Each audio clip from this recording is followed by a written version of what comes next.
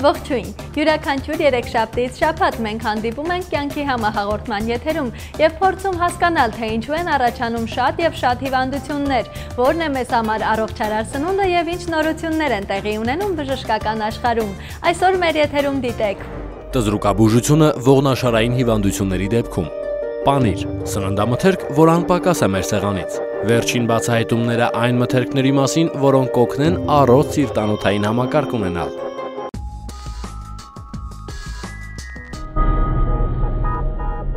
Դելտա կլինիկը անակնկալ է մատուցում առաջարկելով ճիճվագրության, արյան մեջ գլյուկոզայի, ձվարանների, ողնաշարի, վահանաձև գեղձի անվճար ստուգում, ինչպես նաև բժիշկների անվճար խորհրդատվություն։ Դելտա կլինիկում գործում է նաև նորագույն տեխնոլոգիաներով հագեցած լաբորատորիա համակարգչային դիագնոստիկա, որ ստուգում է ողջ օրգան համակարգերի ընդհանուր վիճակը։ Հասցե Թամանյան 6 Կասկադի հարևանությամբ, հեռախոս 500 560։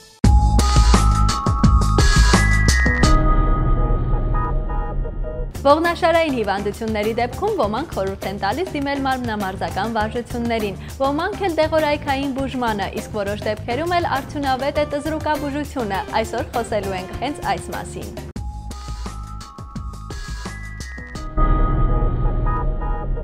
Որքանով է օգտակար տզրուկաբուժությունը ողնաշարային հիվանդություններին։ Տզրուկաբուժությունը, որը կիրառում ենք ողնաշարային խնդիրների բուժման համար, նախատեսված է նաև ողնաշարի դիսկ-օզի, այսինքն աճառային սկավառակների ախտահարման համար։ Դա շատ դեպքերում հանդիսանում է պատճառ, որպեսզի ողնաշարի շարժողական սեգմենտում առաջանա և ճողվածքներ, և կապանային թուլություն, և այտուցներ, և մի շարք այլ խնդիրներ։ Տզրուկաբուժությունը կիրառելով ողնաշարի տվյալ վնասված հատվածում, մենք կարողանում ենք կանխարգելել և հետագայում տարածումը կանսեցնել մի շարք այլ խնդիրների, որոնք կարող են ցավազգացության և ցավի խորացման, խնդրի խորացման պատճառներ դառնալ։ Ինչ մեխանիզմով են գործում տզրուկները։ Առաջի հերթին ես կցանկանայի մանրամասն մի փոքր ներկայացնել ձեզ մեխանիզմը այն բուժման եղանակի, որը պետք է կիրառվի ցանկության դեպքում, այսինքն տզրուկաբուժության դեպքում։ Երբ որ ախտահարված օջախը բացահայտվում է, մենք տվյալ օջախի վրա կիրառում ենք տզրուկը։ Տզրուկի գիրուձին կոչվող նյութը, որը իր հետ նաև մոտ 100 տեսակի այլ բիոլոգիական ակտիվ նյութեր է պարունակում, կարողանում է նոր թափանցելով օրգանիզմ փոփոխել մեր օրգանիզմում տեղի ունեցող մի շարք այլ պրոցեսներ, որոնք գնում են դեպի վարդարացման։ Այսինքն, առաջի հերթին կասեցնում է բորբոքային պրոցեսները, երկրորդ հերթին թեթևացնում է մանր մազանոթային և անոթային երակային շրջանառությունը, այսինքն ազատելով սպազմից թույլ է տալիս, որպեսզի կենարար հեղուկը, արյունը անցնի հյուսվածքներ և կատարի իր աշխատանքը, այսինքն սնունդ և թթվածին հասցնի հյուսվածքներին, որպեսզի այնտեղ էլ տեղի ունենա բուժական պրոցեսներ։ Դիսկոզը կարող է առաջանալ ցանկացած մարդու մոտ։ Դիսկոզի կանխարգելման համար շատ արդիական և շատ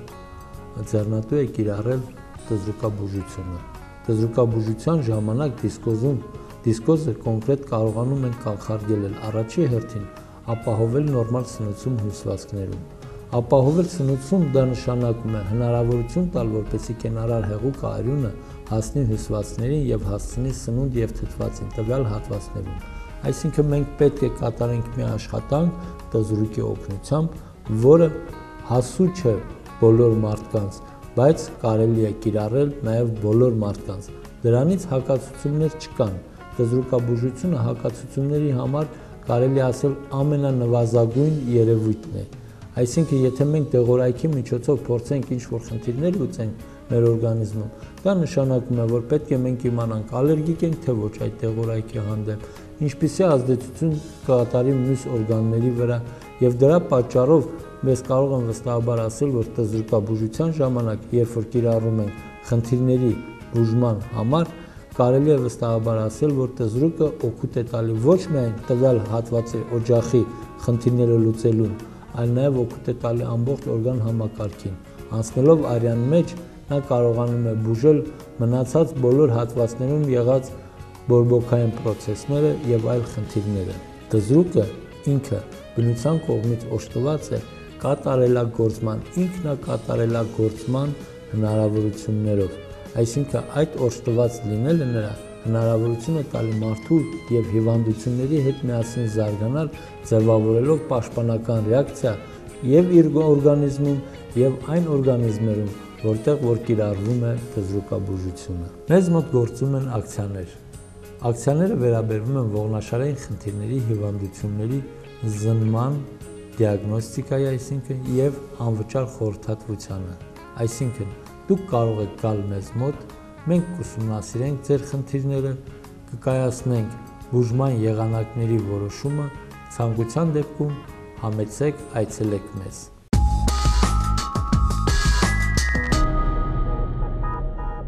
Մեր հաղորդումների ժամանակ հաճախ լսում ենք օգտակար խորհուրդներ, որոնք կիրառելի են շատ հիվանդությունների դեպքում։ Այս մասին մեզ ուղղորդում է բժշկական խորհուրդներ էջը։ Իսկ այսօր տեսնենք, թե ինչ հարցեր ունեն մեր հեռուստադիտողները բժշկական էջին։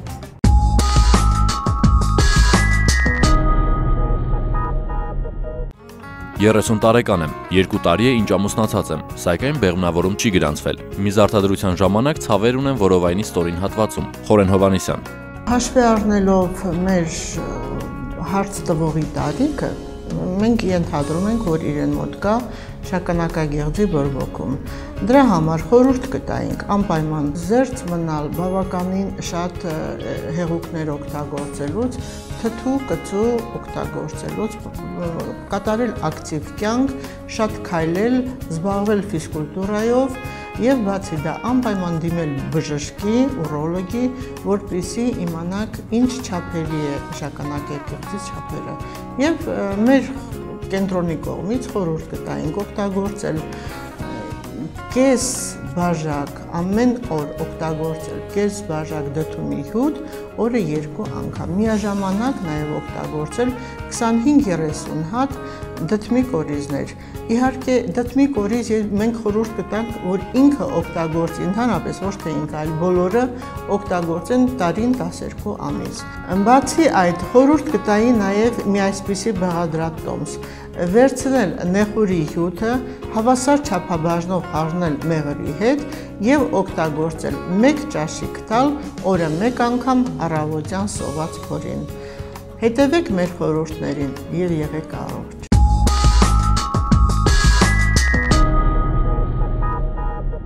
Այսօր կխոսենք մի սննդամթերքի մասին, առանց որի շատերը չեն պատկերացնում իրենց ճաշացանկը։ Այո, խոսքը պանրի մասին է։ Ցանկացած ֆրանսիացի միջին հաշվարկով տարին ուտում է մոտ 23 կիլոգրամ պանիր։ Նրանց հաջորդում են հոլանդացիները, տարին 15 կիլոգրամով, այնուհետև շվեդները, տարին 12 կիլոգրամով։ Թեև այս ցուցակում հայերը առաջին հորիզոնականը չեն զբաղեցնում, բայց պանիր մենք շատ հաճախ ենք օգտագործում, գրեթե ամեն օր։ Ֆրանսիացիները պանրի արտադրման գործում իսկական վարպետներ են։ Միայն արտաքին տեսքից նրանք հասկանում են, թե տվյալ պանիրն ինչ որակի է։ Եթե ցանկանում եք ձեր հյուրերին մեկ գավաթ գինու հետ պանրի տեսականի մատուցել, ապա եկեք տեսնենք, թե ինչպես են սա անում այս գործի գիտակները։ Նախ դասավորում ենք պանիրների տեսականին ժամացույցի սլաքների հերթականությամբ։ Յուրաքանչյուր կտորը պետք է լինի 20-ից 30 գրամից ոչ ավել։ Պանիրները կտրատվում են ըստ նրանց տեսքի։ Կան այնպիսիները, որոնք փշրվում են, նման պանիրները հենց այդպես էլ մատուցվում են։ Այծի պանիրը ախորժալի տեսքով կաշի ունի, սակայն այն մենք թեթևակի կտրում ենք, որպեսզի պահպանվի պանրի գեղեցիկ տեսքը եւ հյուրերը հասկանան, որ կեղևը սնվելու համար չէ։ Այս պարագայում կարևոր է նաև դանակի ընտրությունը, ցանկալի է դանակի միջին մասը դատարկ լինի, որպեսզի չկպչի պանրին։ Իսկ ահա այս շվեյցարական պանիրը կտրելու համար գոյություն ունի հատուկ դանակ։ Պանիրները տեղադրելով տախտակին պետք է որոշ ժամանակ սպասենք, քանի որ յուրաքանչյուր նոր կտորի բույրը ուժեղ է նախորդներից։ Եվ վերջում ավելացնում ենք դրանց մեր ճաշակով հավելյալ բաղադրիչներ, օրինակ թուզ, խաղող ընկույզ եւ այլն։ Բրինզա տեսակի պանիրն արդեն վաղուց է ինչ արևելքից հասել է արևմուտք եւ շատ մարդկանց սիրելի տեսակը դարձել։ Այն ավելի հաճախ օգտագործում են տարբեր աղցաններում։ Այն շատ օգտակար է, հարուստ է A, B, E խմբի վիտամիններով։ Պարունակում է կալցիում, ֆտոր, սպիտակուցներ։ Խոսենք նաև իտալացիների սիրելի մոցարելա պանրի մասին։ Կլասիկ մոցարելան պատրաստվում է սև գոմեշի կաթից, սակայն այն շատ թանկ հաճույք է եւ ոչ բոլորին հասանելի։ Դրա համար էլ այն փոխարինում են կովի կամ այծի կաթով։ Սկզբում պատրաստվում է պանրի այսպես ասած շիճուկը, ազատվում այն ավելորդ ջրածնային մասից, որը տեղափոխվում է հատուկ ալյումինե տարայի մեջ, որպեսզի հասունանա։ Գոյություն ունեն երկու տեսակի մոցարելլա՝ սեղանի, այսինքն ուտելու համար, եւ հալվող, պիցայի համար։ Իտալիայում ընդունված է դրանից կապրիզ աղցանը պատրաստել, որը բաղկացած է մոցարելլա պանրից, լոլիկից, զեյթունի ձեթից եւ կանաչ ռեհանից։ Իսկ եթե ավելի ուշադիր նայենք այս աղցանին, կնկատենք Իտալիայի դրոշի գունային գաման։ Իդեպ կապրիզ աղցանը կարելի է պատրաստել ոչ միայն մոցարելլա տեսակի պանրով, այլև բրիզայով, որը եւս շատ համեղ եւ օգտակար պանիր է։ Պանրի շնորհիվ կարելի է ոչ միայն գեղեցիկ ատամնաշար ունենալ, այլև առողջ փուն։ Գիտնականները համոզված են, որ անքնության դեմ պայքարելու համար այն լավագույն միջոցն է։ Գիտնականները փորձարկում են կատարել եւ մի խումբ մարդկանց, ովքեր անքնությամբ են տառապում, հաբերի փոխարեն պանիր տվել, իսկ արդյունքները ստուգելու համար նրանք հատուկ սարք են տեղադրել։ Պանիրը պարունակում է մեծ քանակությամբ կալցիում, որն առավել լավ է գործում գիշերային ժամերին, բայց միթե այն կարող է օգնել անքնության դեմ։ Շուրջ 7 օր կատարած փորձարկման արդյունքները իրոք որ զարմացրել են, քանի որ անքնությամբ տառապող մարդիկ կարողացել են քնել, այն էլ հանգիստ եւ առողջ քնով։ Ֆրանսիացիները խորհուրդ են տալիս սնունդը ընդունելուց հետո այն պանրով ավարտել։ Այս հարցում նրանց հետ համամիտ են նաև ատամնաբույժները, քանի որ 1 կտոր պանիրը պայքարում է կարիեսի դեմ։ Որպոսնած տեսակի պանիր ստանալու համար ահռելի տարածություն է պետք, բարձր առաստաղներ, որպեսզի այն ճիշտ հասունանա։ Այս տեսակի պանիրներից ամենատարածվածը ռոկֆորն է, որի ստեղծման համար հատուկ պենիցիլին են ավելացնում։ Երբ այն հասունանում է, պատվում է կանաչակապտավուն բորբոսներով, որը պարզվում է օգտակար է, եթե իհարկե մեծ քանակությամբ այն չօգտագործենք։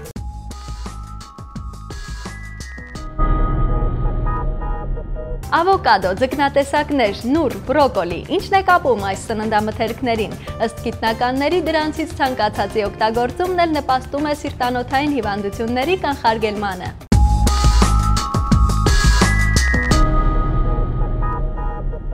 Գիտնականները վաղուց են հաստատել, որ մեր սրտանոթային համակարգը օրվա ընթացքում ծանրաբեռնվում է։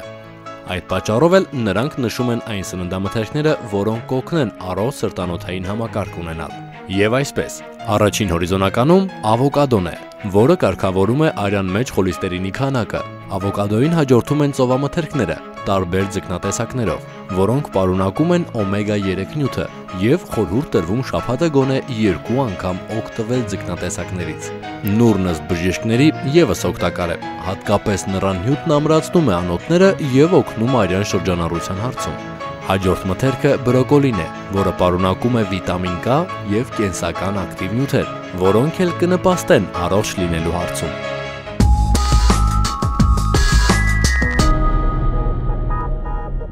Դելտա կլինիկը անակնկալ է մատուցում առաջարկելով ճիճվագրության, արյան մեջ գլյուկոզայի, ձվարանների, ողնաշարի, վահանաձև գեղձի անվճար ստուգում, ինչպես նաև բժիշկների անվճար խորհրդատվություն։ Դելտա կլինիկում գործում է նաև նորագույն տեխնոլոգիաներով հագեցած լաբորատորիա համակարգչային դիագնոստիկա, որ ստուգում է ողջ օրգան համակարգերի ընդհանուր վիճակը։ Ասե Թամանյան 6 Կասկադի հարևանությամբ, հեռախոս 500 560։ Նկարահանումներին աջակցել է M&S առևտրի կենտրոնը։ Հաղորդմանը սպասարկում է Պազինի գեղեցկության սրահը, հեռախոսահամար 26 55 54։